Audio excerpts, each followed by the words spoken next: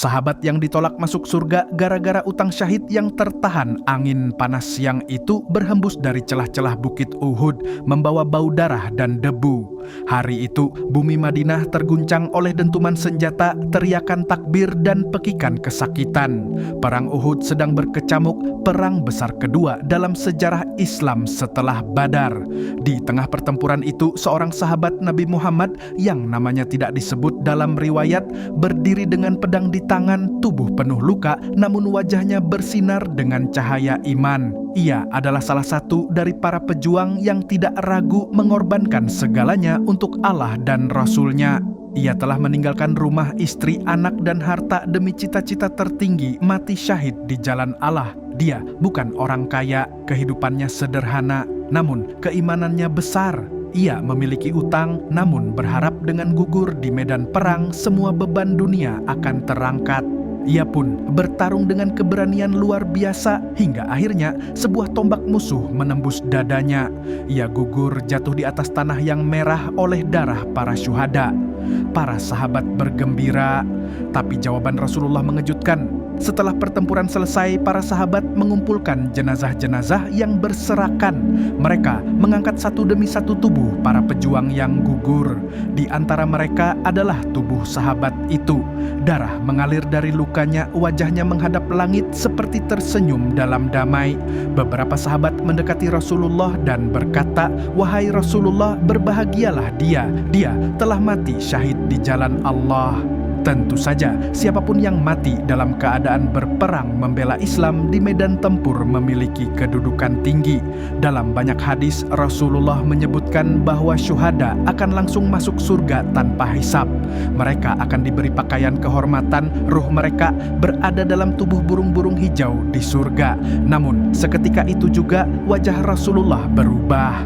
Pandangannya menunduk, lalu beliau bersabda, "Tidak, demi zat yang jiwaku berada di tangannya, sesungguhnya selendangnya tergantung karena utangnya." Diameter sunyi menyelimuti tempat itu. Para sahabat saling memandang dalam kebingungan. Bagaimana mungkin seorang yang telah mengorbankan nyawa masih terhalang dari surga hanya karena utang? Mati syahid tapi tidak bebas dari utang. Ucapan Nabi Muhammad bukan hanya mengejutkan tapi juga menjadi pelajaran berat bagi seluruh umat Islam hingga hari kiamat. Syahid adalah kemuliaan tertinggi yang bisa diraih manusia. Namun ternyata utang adalah penghalang besar bahkan bagi syuhada. Rasulullah tak sedang bercanda atau berlebihan. Beliau mengajarkan bahwa dosa-dosa syuhada memang diampuni seluruhnya kecuali hutang yang belum dibayar. Dalam riwayat lain dari Abu Qatadah radhiyallahu anhu disebutkan bahwa suatu hari Rasulullah dimintai tolong untuk menyalatkan jenazah seorang muslim. Ketika beliau bertanya, apakah dia punya utang? Mereka menjawab, ya. Maka Rasulullah menolak untuk mensalatkannya dan bersabda, "Salatkanlah teman kalian ini. Aku tidak akan menyalatkannya karena dia masih punya utang." Bayangkan, Rasulullah, kekasih Allah, pemimpin umat, bahkan enggan mensalatkan jenazah seseorang yang masih menanggung utang sebagai bentuk peringatan keras agar umat Islam tidak meremehkan tanggungan ini.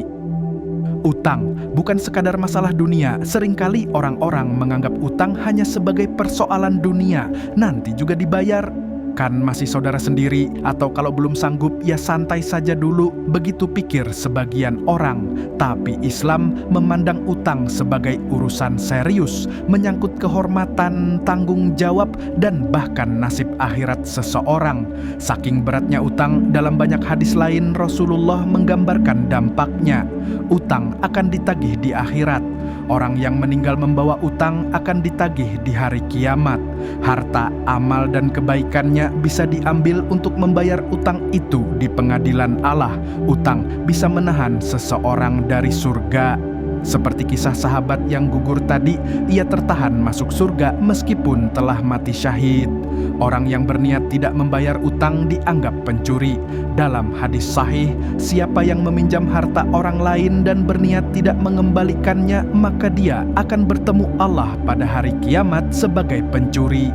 H.R. Bukhari, kesaksian langit yang tidak bisa ditipu di dunia, kita bisa menipu. Kita bisa berkata, saya belum sanggup bayar, padahal ada uang untuk jalan-jalan. Kita bisa menghindar dari penagih dengan alasan belum gajian, padahal baru beli barang mahal. Tapi di hadapan Allah tidak ada tipu daya. Setiap janji akan dimintai pertanggungjawaban.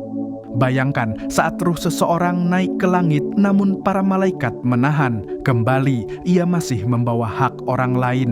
Bayangkan jika tubuh sudah dikubur, tapi ruh masih tertahan, tak bisa melanjutkan perjalanan karena dosa utang yang belum dilunasi.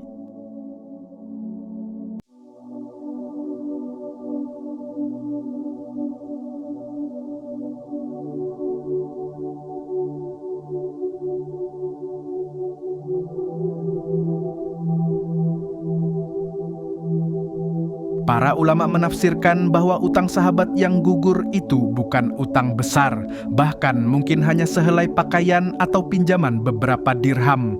Tapi karena belum diselesaikan, itu menjadi beban ruh yang menggantung di antara bumi dan langit. Ada pula riwayat lain yang menyebutkan bahwa Rasulullah sering membantu membayar utang para sahabat dengan harta beliau sendiri. Tapi itu tidak menghapus pelajaran besar yang ingin beliau ajarkan. Jangan meremehkan utang. Pelajaran dari Uhud yang terlupakan perang Uhud mengajarkan banyak hal tentang ketaatan, keikhlasan, pengkhianatan, dan kesabaran. Tapi kisah sahabat yang tertahan masuk surga karena utang seringkali terlewatkan. Padahal inilah pelajaran hidup sehari-hari tentang bagaimana kita bersikap terhadap kewajiban duniawi. Rasulullah adalah orang paling mulia, namun beliau hidup sangat sederhana dan selalu menjaga agar tidak punya utang yang memberatkan. Dalam sebuah riwayat saat menjelang wafat, Rasulullah masih memerintahkan untuk membayar utang beliau yang tersisa, walaupun hanya beberapa dirham. Utang yang menahan ruh langit belum sepenuhnya gelap dan kota Madinah masih diselimuti kesedihan. Perang Uhud telah berlalu, namun luka belum kering, baik di tubuh maupun hati kaum muslimin. Di antara para syuhada yang gugur, satu kisah terus dibicarakan tentang sahabat yang tertahan ruhnya karena utang. Bagi sebagian sahabat ini menjadi pukulan berat. Mereka telah menyaksikan betapa sahabat itu wafat dengan gagah di medan tempur. Namun hanya karena beberapa dirham yang belum dikembalikan, ruhnya belum diizinkan masuk surga. Pelajaran ini mengguncang mereka dan Rasulullah terus menekankan satu hal penting. Utang adalah amanah besar yang akan diadili di hadapan Allah, bahkan jika belum sempat dibayar karena kematian. Rasulullah menolak mensyalatkan jenazah peristiwa itu bukan satu-satunya. Dalam riwayat Syahih disebutkan bahwa suatu hari dibawalah jenazah seorang laki-laki ke hadapan Rasulullah untuk disalatkan. Beliau bertanya, apakah dia memiliki utang? Para sahabat menjawab, ya, 2 dinar wahai Rasulullah. Beliau menolak untuk mensyalatkannya dan bersabda, syalatkanlah oleh kalian sahabat kalian ini, sesungguhnya dia mempunyai utang 2 dinar. Seketika itu Abu Qatadah, salah satu sahabat yang berhati mulia, berdiri dan berkata, biarkan aku yang akan menanggung 2 dinar tersebut, wahai Rasulullah. Barulah kemudian Rasulullah bersedia menyalatkan jenazah tersebut. 2 dinar, hanya 2, tapi cukup untuk menahan ruh seseorang dari dimuliakan oleh Nabi dan dipermudah ke akhirat. Karena itu Rasulullah tidak pernah menyepelekan urusan utang, bahkan sekecil apapun. Utang menghalangi ruh melanjutkan perjalanan. Dalam riwayat lain disebutkan, sesungguhnya ruh seorang mukmin itu tergantung, tertahan karena utangnya sampai utangnya dibayarkan. H.R. Tirmidzi dan Ahmad Syahih. Apa maksud tergantung? Para ulama menjelaskan bahwa ruhnya belum bisa tenang, belum masuk surga, belum diberi tempat mulia sampai urusan utangnya selesai. Bayangkan, seseorang wafat dalam keadaan baik, bahkan mungkin mati syahid, tapi tidak bisa melangkah lebih jauh karena ada hak orang lain yang belum ditunaikan. Maka ruhnya menggantung antara langit dan bumi seperti tidak punya rumah. berutang tapi niat melunasi berbeda hukumnya. Namun Islam adalah agama yang adil dan penuh kasih sayang. Rasulullah juga memberikan kabar gembira bagi orang-orang yang berutang dengan niat baik. Beliau bersabda, barang siapa yang mengambil utang dengan niat akan melunasinya, maka Allah akan membantunya membayar. Tapi barang siapa yang meminjam dengan niat tidak mengembalikannya, maka Allah akan membinasakannya. HR Bukhari. Jadi perbedaannya bukan pada besar kecil utang, tapi pada niat dan tanggung jawab. Kalau seseorang benar-benar berniat melunasi, Allah akan bantu. Tapi kalau niatnya dari awal ingin menipu, ia telah berbuat zalim dan akan dibalas di dunia maupun akhirat. Kisah orang yang meninggal membawa utang tapi Rasulullah menanggungnya. Meskipun Rasulullah memberi peringatan keras, beliau juga menunjukkan rahmat dan tanggung jawab sosial yang luar biasa. Diriwayatkan bahwa suatu hari ada seorang sahabat yang meninggal dalam keadaan masih memiliki utang. Tidak ada kerabatnya yang sanggup membayar. Maka Rasulullah berkata, "Saya yang akan menanggung utangnya." Beliau membayar dengan harta beliau sendiri, bukan karena beliau wajib, tapi untuk mengajarkan pentingnya ukhuwah, persaudaraan, dan tanggung jawab sosial. Hari ini kita sering melihat orang meninggal tapi meninggalkan utang. Keluarga bingung, kadang memilih diam karena tak mampu membayar. Maka pelajaran dari Rasulullah adalah jika mampu, bantulah. Jika tak mampu, setidaknya jangan menunda pembayaran kalau kita yang berutang.